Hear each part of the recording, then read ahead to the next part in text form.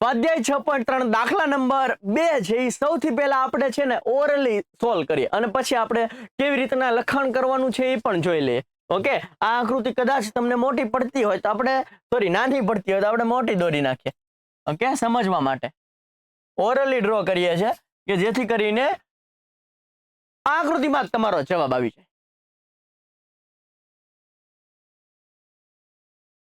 Okay, હવે જોજો શું છે કે જો આ ખૂણો 125 હોય ને, આ ખૂણો 125 હોય ને તો આ ખૂણો પણ 125 જ હોય. અભિકોણ શેના પ્રમાણે હું લખી શકું? અભિકોણ પ્રમાણે હું એવું લખી શકું કે સામ સામેના ખૂણા જે છે ને એ સરખા જ હોય એવું આપણે ધોરણ 9 માં પ્રમેય નંબર 6.1 માં શીખ્યા હતા. સાબિત પણ કર્યું હતું કે સામ સામેના ખૂણા કેવા હોય? સરખા હોય. એને શું કહેવાય? અભિકોણ. એટલે કે આ 125 હોય તો આ પણ 125 જ હોય. હવે અહીંયા તમને એક રેખા દેખાય છે. આ રેખા હોય ને તો અહીંયાથી લઈને આખું આ 180 થાય. કેટલું થાય? 180. તો મારો ભાઈ 180 માંથી 125 કાઢી નાખો એટલો આ ખૂણો હશે. 180 માંથી 125 કાઢી નાખો 10, અહીંયા આવશે 5, અહીંયા 7, અહીંયા 5 ને અહીંયા 0. એટલે આ ખૂણો હશે 55. આ ખૂણો કેટલો હશે? 55 નો. હવે અહીંયા તમને આ ત્રિકોણ દેખાય. ત્રિકોણના ત્રણેય ખૂણાનો માપનો સરવાળો 180 થાય. ત્રિકોણના ત્રણેય ખૂણાના માપનો સરવાળો 180 થાય. તો 70 ને 55 નો સરવાળો કરો, એને 180 માં બાદ કરી નાખો. 70 ને 55 કેટલા થશે? 125 થશે.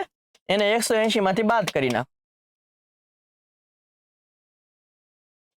તો પણ શું આવશે? 55. એટલે આ ખૂણો પણ કેવો આવશે? 55. પછી તમે યુગ્મકોણ ભણી ગયા છો કે આ યુગ્મકોણમાં આ બે બાજુ જો સમાંતર હોય તો આ બંને ખૂણા સરખા જ હોય. એટલે કે જો આ ખૂણો 70 હોય, જો અહીંયા z દેખાવો જોઈએ, દેખાય છે? આ 70 હોય તો આ પણ 70 જ હોય. પછી અહીંયા z દેખાવો જોઈએ, આ 55 હોય તો આ પણ 55 જ હોય. હવે પાછો અહીંયા અભિકોણ, આ 55 હોય તો અહીંયા પણ 55 જ હોય. દાખલો પૂરો થઈ ગયો. બરોબર છે, પણ લખવું તો પડશે ને, એક્ઝામમાં પૂછાય. સમજી તો લીધું? ઓકે, ચાલ લખીએ.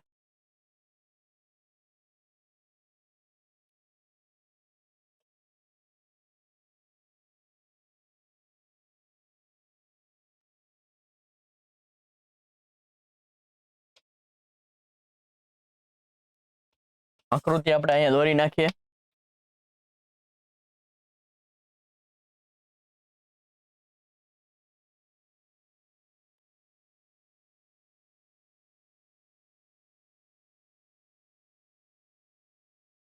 જો મસ્ત તમને ઘડીકમાં પાછું સમજાવી દઉં પછી લખીએ. બરોબર ને? ઓરલી મારો ભાઈ આ 125 હોય ને તો આ 125 જ હોય. 180 માંથી 125 કાઢો તો આ 55 આવે. આ બેન સરવાળો 180 માંથી બાદ કરો તો આ 55 આવે. આ 55 હોય તો આ 55, આ 70 હોય તો આ 70, આ 55 હોય તો આ 55. પૂરું થઈ ગયું. ઓકે, જે લખવાનું અહીંયા ખૂણો COB 125 આપેલ છે. 125 શું છે? આપેલું છે. માટે ખૂણો આ 125 હોય તો આ ખૂણો પણ 125 જ થાય. DOA માટે ખૂણો DOA પણ 125 જ થાય. અભિકોણ લખી શકો તમે. COB અને DOA સરખું જ થાય અભિકોણ પ્રમાણે. અભિકોણ છે, સામ સામેના ખૂણા છે, સરખા જ થાય.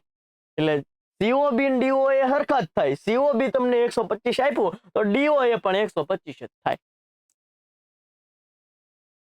આટલું સમજાણું?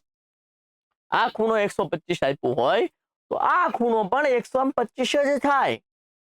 હવે આ ખૂણો વત્તા આ ખૂણો, આ બે ખૂણાનો સરવાળો 180 થાય, કારણ કે COA એક રેખા છે. COA એક રેખા છે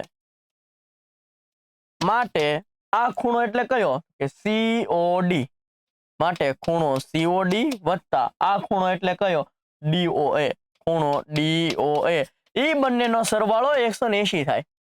આ જે COA છે એ રેખા છે એટલે આ બે ખૂણાનો સરવાળો 180 થાય, જે અહીંયા મેં લખ્યું છે. આ ખૂણો એટલે કયો ખૂણો? તો કે COD. આ ખૂણો એટલે કયો ખૂણો? તો કે DOA. ઓકે, જો હવે DOA અહીંયા મેળવ્યું 125, અહીંયા મૂકી દઈએ. COD વત્તા DOA ની જગ્યાએ મૂકી દઉં 125 બરાબર 180. આ વત્તા 125 જમણી બાજુ જશે તો ઓછા 125 થઈ જશે. 180 ઓછા 125 શું આવ્યું? તો કે 180 માંથી 125 જશે તો કેટલો આવશે? 55. આ કેટલું આવ્યું? 55. આ કેટલું આવ્યું? 125. આ 55 હોય તો આ ખૂણો પણ 55 જ હોય.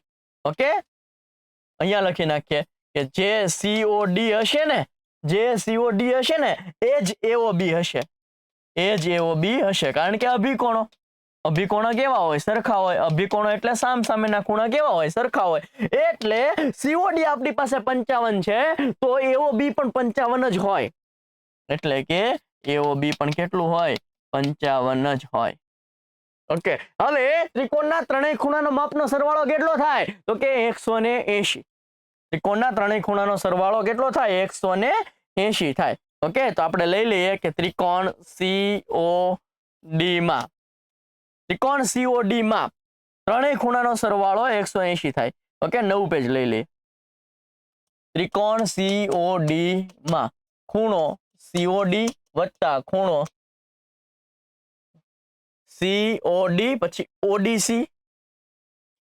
ODC વત્તા DCO વત્તા ખૂણો DCO બરાબર કેટલા થશે? 180. ત્રણેય ખૂણાનો સરવાળો કેટલો થાય? 180.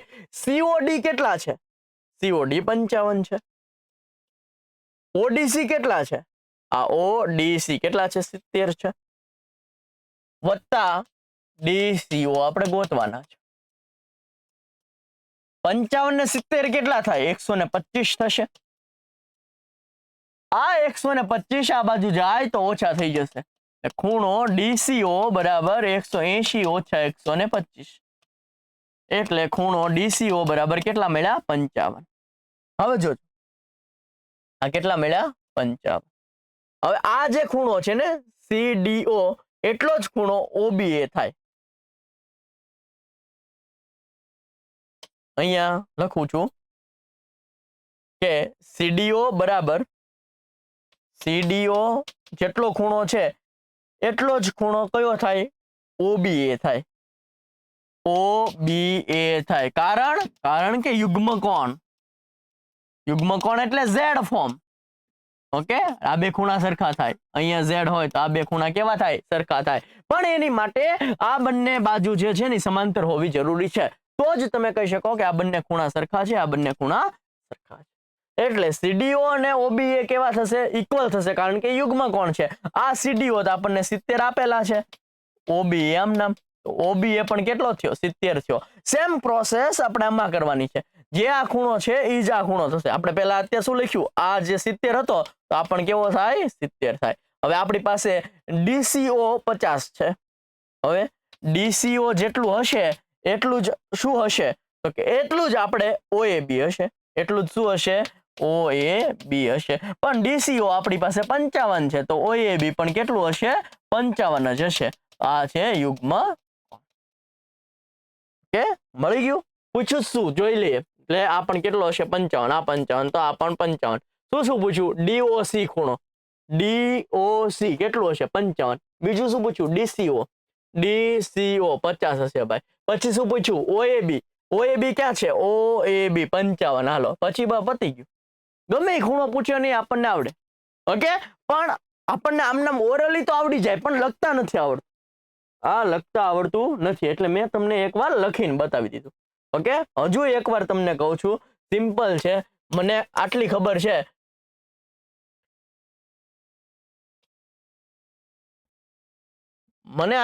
છે કે આવું કંઈક આપેલું. આ 125 છે ને આ કેટલું છે? 70 છે. આ 70 હોય તો આ 70 હોય. આ 125 હોય તો આ 125 હોય. 180 માંથી 25 કાઢો તો 55 થાય. આ બેન સરવાળો ને 180 માંથી બાદ કરો તો આ 55 થાય. આ 55 હોય તો આ 55 થાય. આ 55 હોય તો આ 55 થાય. આના ઉપરથી આ લખો એને અભિકોણ, આના ઉપરથી આ લખો એને અભિકોણ, આના ઉપરથી આ લખો યુગ્મકોણ, આના ઉપરથી આ લખો યુગ્મકોણ. ખતમ. આવો દાખલો છે. પણ તમારે લખવું પડશે, ફોર્માલિટી કરવી પડશે, નહીં તો માર્ક્સ નહીં મળે. ઓકે, તો અહીંયા મેં તમને ફોર્માલિટી કરીને દેખાડી દીધી છે. ડન થાય છે? ચલો જોઈ લ્યો. તો આ ફોર્માલિટી જોઈ લેવાનું છે, કારણ કે લખાણના માર્ક મળવાના છે.